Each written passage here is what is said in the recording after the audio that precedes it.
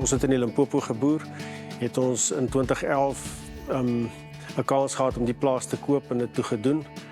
En aanvanklik gedink ons gaan net met skape boer hier op die plaas, maar dit het toe op die ouend besluit om die 4 hektaar wingerd wat hier was en die kelder wat hier was te benut en te kyk hoe werk die wyn en so het ons betrokke geraak in die wynbedryf.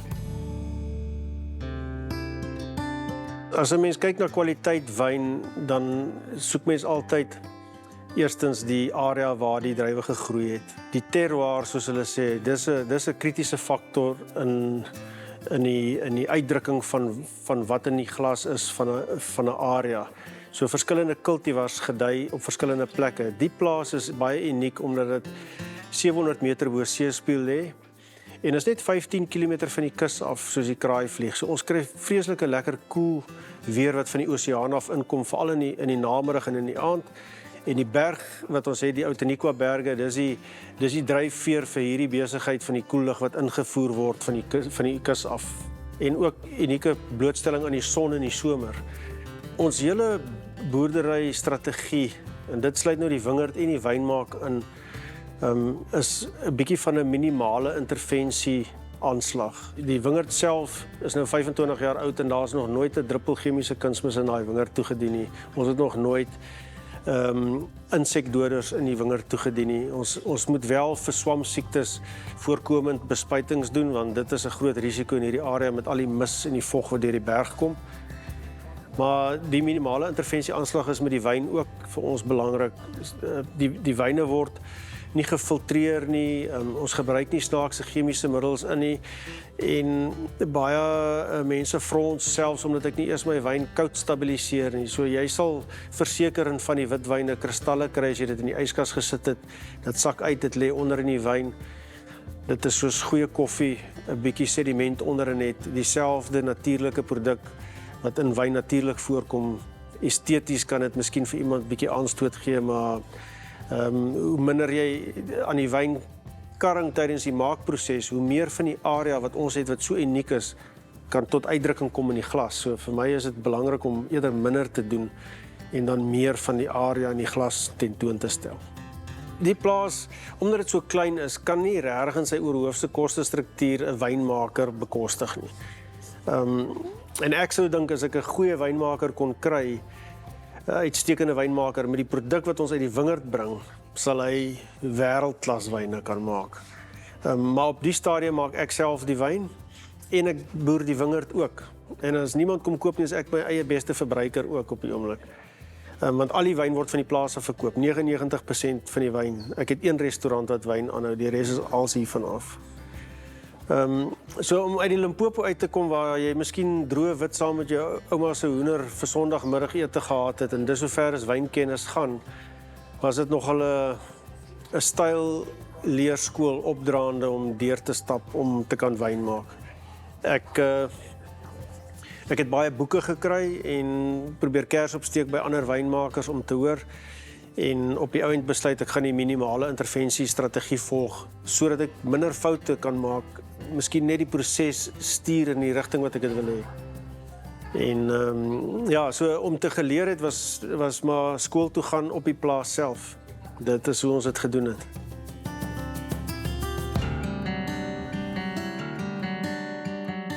Die toerisme aspek van die plaas is seker maar die spil waar rondom alles draai vir ons. Ons het 'n groot voordeel gehad met die Montetjie Pas wat voedingsaar was. Hy's nou gesluit op die oomblik, maar daar is tekens dat hulle gaan werk aan hom en ons sien uit na die dag wat hy weer oopmaak. Dit sal dinge vir ons weer makliker maak. Maar intussen tyd het ons, omdat die pas nou toe is en ons hoofproduk nou onder druk is, het ons van die ou huisies op die plaas reggemaak en met akkommodasie begin. En dit het nogal pos gevat. Ons het dit nooit ergens op 'n platform voorheen gehad nie en dit nou opgesit op die verskeie platforms waar jy dit kan adverteer. Doen eintlik baie goed, so dit het ons baie ondersteun op hierdie stadium. Maar dan doen ons ook klein funksies, verjaarsdae, jaareindfunksies. Ons het al so 16 klein trouetjies gedoen. Alles dra by elke bietjie en dan het ons beeste en skape wat ons boer. Ek dink dis hoekom ek nooit kunsmishoefte gegee het nie. Na die seisoen gaan die beeste in die wingerd in en hulle bemest sommer vir ons in die skape. Hou die gras kort, so mens spaar diesel en jou koolstofvoetspoor raak al kleiner en is meer koste-effektief. So daar's verskeie goedjies. Dan het ons 'n klein restaurantjie. Natuurlik as mens nou 'n wyntjie wil drink, dan wil jy seker ietsie saam met dit eet waar ons nou kaasborde bedien en pizzas. Dankie vir Eskom daai tyd toe hulle so geplaat. Nou kon ons het 'n pizza oond, so ons kan pizzas ook doen. Omdat die plaas so klein is en ek die voorreg gehad het om baie van die werkers wat hier gewerk het toe die plaas gevestig is, te kon erf toe ek gekoop het in 2011, het ek 'n baie goeie span. Soveel so dat jy sal op die etikette hulle name lees. Die wyn is gemaak deur Michael, Desmond, Nashay, Royson. Dis alles mense wat op die plaas werk en so geïnvesteer het in die plaas dat hulle in elke produk of elke stadium van die produk raak aan die produk. Ons snoei saam, ons bestuur die lower deur die seisoen en alles wat nodig is daar en dan is dit die wyn maak, wanneer ons oes is hulle in betrokke, wanneer ons die wyn maak is hulle betrokke, wanneer ons die wyn bottel is hulle betrokke. So 'n klein spannetjie wat baie effektief is en ek baie dankbaar voor is dat ek hulle kon gehad het om dit 'n sukses te kon maak van die plaas. Ja, ek dink die plaas se toekoms